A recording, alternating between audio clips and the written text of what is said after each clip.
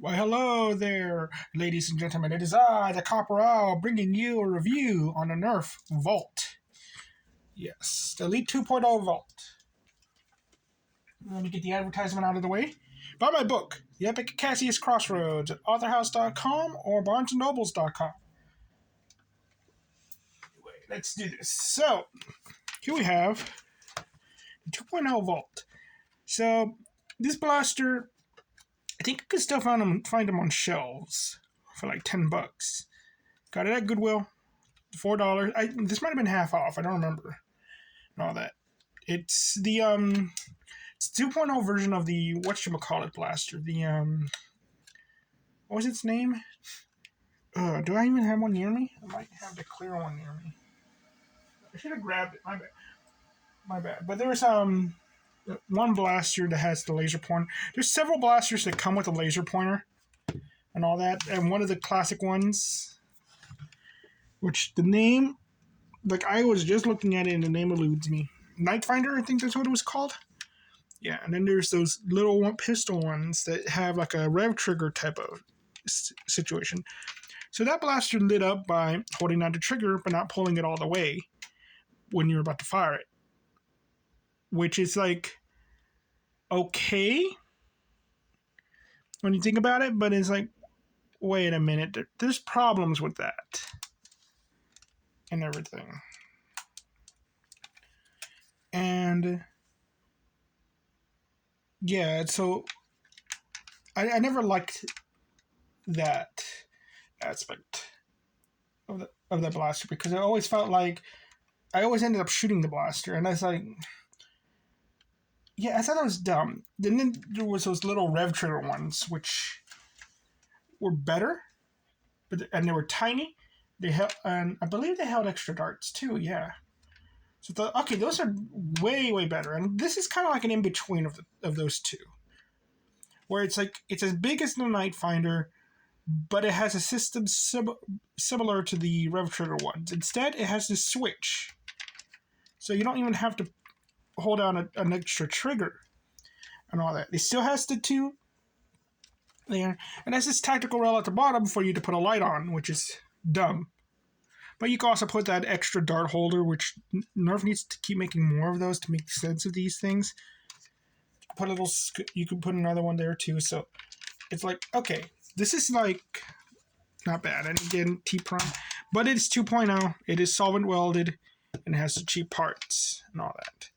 But something bothers me, and this might be some Mandela effect thing about it. And if you know what I'm talking about, please leave it in the comments. For some reason, I always thought when you use this blaster, you got to push your finger against this to create the light instead of actually having a switch. And I don't know if they change the vault so that you could now just flip a switch instead of just pushing on a button, because I remember like definitively that was the case, that the switch worked differently, and maybe I could do some research. I'll put it in the description. So please tell me if I don't have it in the description. But anyway, on to the review. So I had trouble measuring the FPS because it kept hitting the side of my chronograph. So what I got was the most was 42. So yeah, so it's pretty bad. Accessories, this does not come with anything. Sling attachment point. I assume you could put a sling in here and all that. But I'm going to take that as a no. Comfort. Now that's where it's interesting. Well, you don't have to do the extra stuff. You just pull out this blaster and there you go. The primer ain't bad. Surprisingly, it actually feels like there's a lot to it. So it makes me think that maybe if I got the FPSs properly, it probably actually is pretty decent. But the handle is pretty small, and I could definitely feel it. Like my finger tends to go on this, so it's like if it was a little bit bigger, yeah. But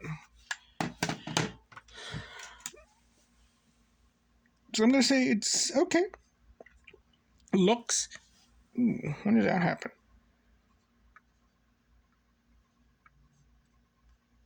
So looks. I think this thing looks cool. This is a really good sci-fi looking blaster. It really has like, I could see this coming from a movie. Now that I could see like, if you detailed this properly, this would be a good like prop blaster and all that. Like I could somewhat see this in Star Wars if you took out the tactical rail. If we didn't have them, I could see this in Star Wars. And all that. And this, I really want to paint this thing, but we're gonna get to that. It looks good. Profile. It does kind of remind me of something. It kind of reminds me of the 10mm pistol from Fallout. So if you took off the primer, you could have a 10mm. So, yeah, that's really what it is. It's like the 10mm from Fallout. So yeah, the profile, I'm like, it very much is kind of like, it does resemble something. I don't know what, but I'm not gonna say it's bad. It's still, because it has the primer in the back, so it really is like, this is a toy. Tactical points. It has 2 rails. It has the dart storage, and it has a light. Let's say, good. Can't take the rockets. Can't take the Mega, because for Elite 2.0, it doesn't have a front barrel attachment. And I understand why it wouldn't have that, but still, would be nice to have that. You could technically put the Mega darts on it, but it'd be kind of stupid. Internals bad. It has a leaf spring. The internals are really bad. Modability bad because it's solvent welded. Practicality, it's one-shot blaster. It's actually pretty good. All that. Price $10. I think that's a bit high, but like nowadays, with how everything goes and it's a light-up blaster, I think it's a pretty reasonable price. So get it on sale. Now results: 3 for good, 1, 2, 3, 7 for bad, 3 for okay. Yeah. So it's a bad blaster, but you got like some good aspects of it that kind of like make it even out and all that, but it's like, no, it leads too much into the bad. So with the whole thing that it's solvent welded like all the other 2.0 blasters, and it even has the grip that covers up one of the screws. Whoops. That's all a problem. This blaster, I would have said absolutely buy it at full price if you could have taken it apart so you could paint it up into your prop, so you could modify it and everything, because it's just really cool looking blaster, nice and compact and everything. The grip is a bit small, but there we go. But no, you can't do that.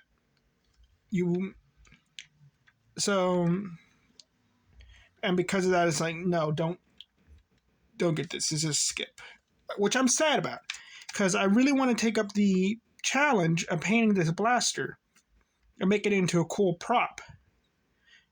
The problem is that it has electronics in it, especially electronic that can be heavily affected by the paint. So I can put tape on it and all that, but if any of that paint gets in there, it will ruin the performance of this blaster. So again, leave in the comments, like, should I try it? I'm gonna paint it all black, put some copper on it, some silver like I usually do, and all that. I'll try it. Can't take it apart though, so it's like, it's just gonna be like, can I do this like how I did the Phoenix and all that? Maybe gunmetal gray. What do you think? Black or gunmetal gray? No, base black coating, then I go over it with gunmetal gray. Yeah. Because I gotta go over with acrylic, yeah. Because gunmetal gray, it's hard to paint on with acrylic. Okay. But anyway, thank you all very much, ladies and gentlemen. You all have a nice day. Bye-bye.